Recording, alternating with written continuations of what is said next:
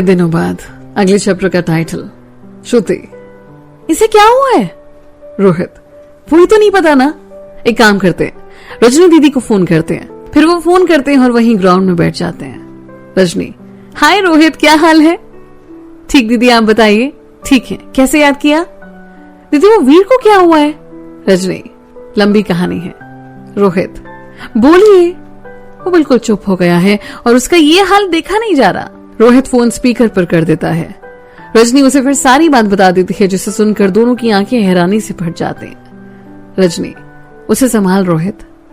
ठीक है दीदी, आप चिंता मत करिए, हम फोन रखते हैं। दोनों वहीं काफी देर शांत बैठे रहते हैं। फिर श्रुति बोली, यार इतना कुछ हो गया और इसने हमें कुछ नहीं बताया। रोहित, क्योंकि तेरा वीर पागल हो गया है, पता नहीं खुद को क्या समझता है। श्रुति, देख उसे संभाल अब तू ही सकती है। श्रुति, पर वो किसी की सुने तब ना।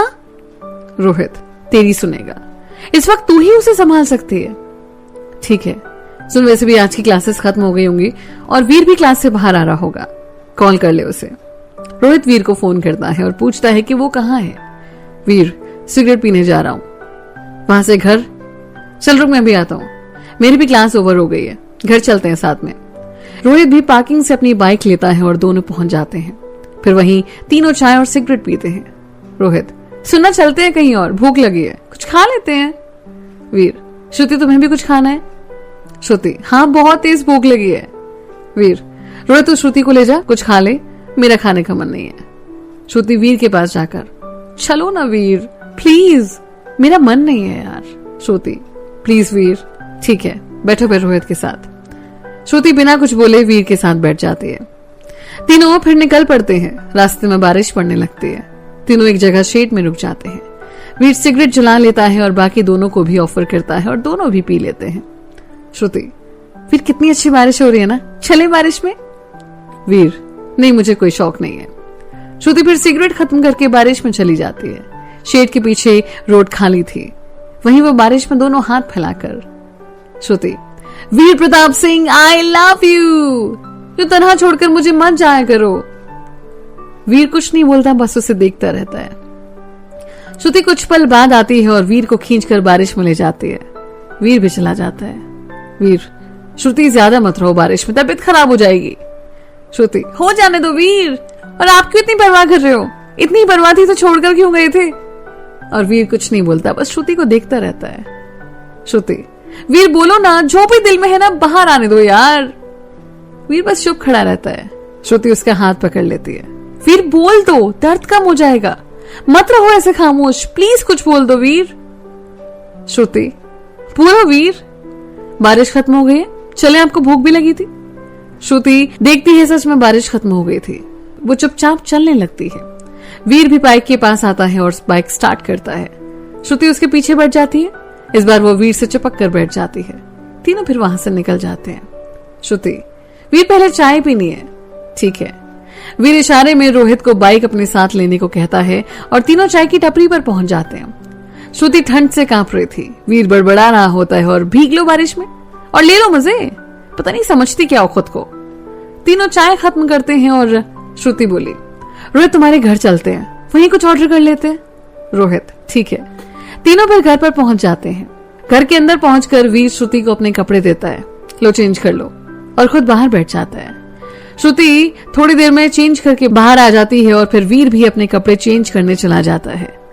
रोहित, श्रुति यहीं रुक जा आज।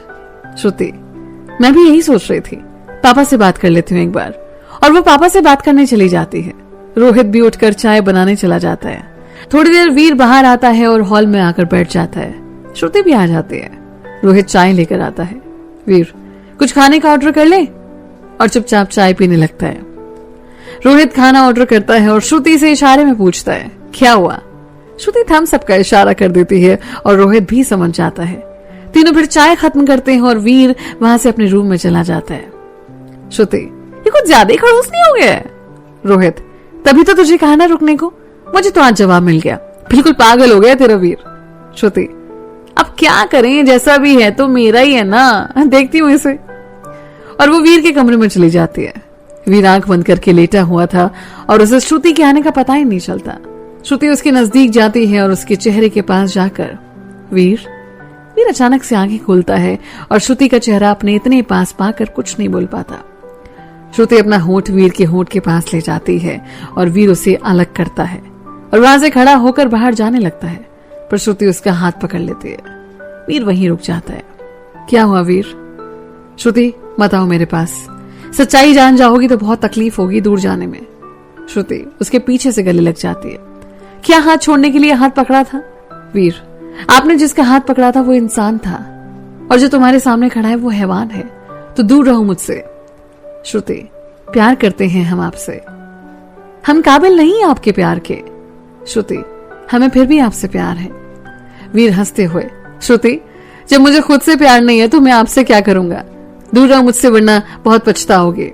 श्रुति सामने आते हुए मुझे पता है वीर कुछ भी हो जाए आप मेरा हाथ नहीं छोड़ेंगे तो पछताने का सवाल ही पैदा नहीं होता। श्रुति फिर से वीर के पास जाने की कोशिश करती है पर वो वहां से निकल जाता है।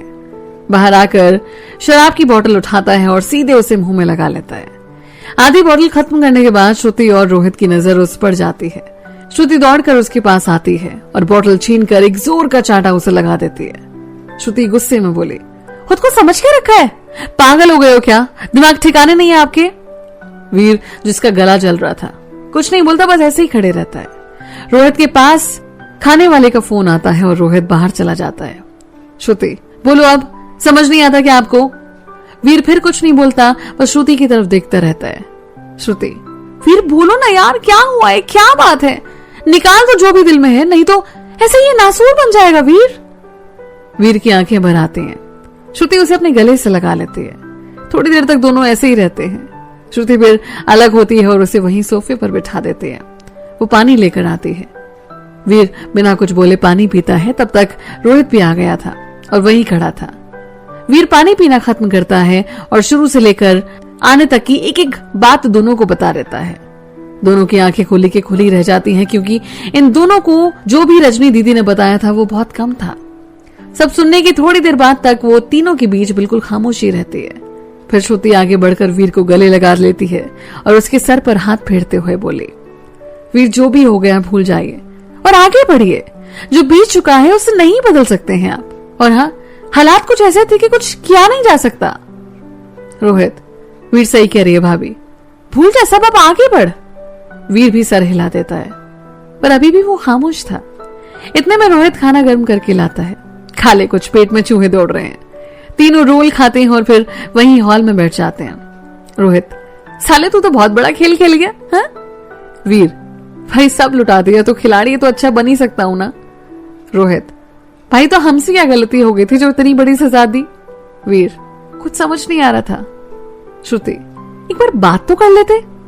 वीर सच बताऊं तो किसी का ख्याल ही नहीं आया, कोई भी दिमाग में नहीं आया, बस इतनी सी बात है। श्रुति ये भी अच्छा रहा। वीर अब क्या ही करा जा सकता है। वीर श्रुति की गोद में सर रखकर लेट जाता है और रोहित वहां से उठकर चला जाता है। वीर सॉरी श्रुति, मेरी वजह से बहुत रोए हो आप। श्रुति बस अब क्या करें, प्यार जो करा है आपसे, जिसे किसी की परवाह नहीं तो ऐसा तो होगा ही ना। वीर की आंखों में आंसू आ जाते हैं। श्रुति उसके सर पर हाथ फेरते हुए, एक बात बोले वीर आपसे? बोलो, घर पर बात कर लो। वीर बोला, एक बात हम आपसे बोले? श्रुति बोलिए। वीर आज के बाद ऐसी बात मत कर लेना प्लीज। पर वीर कह दिया ना, बस कह दिया। दोनों शांत बैठ जाते हैं। वीर भी बस वैसे ही लेटे रहता है। कुछ देर बाद वीर उठता है। वीर रोहित हाँ बोल, आजा कुछ पीते हैं, वैसे भी बड़े दिनों से अकेले ही पी रहा हूं।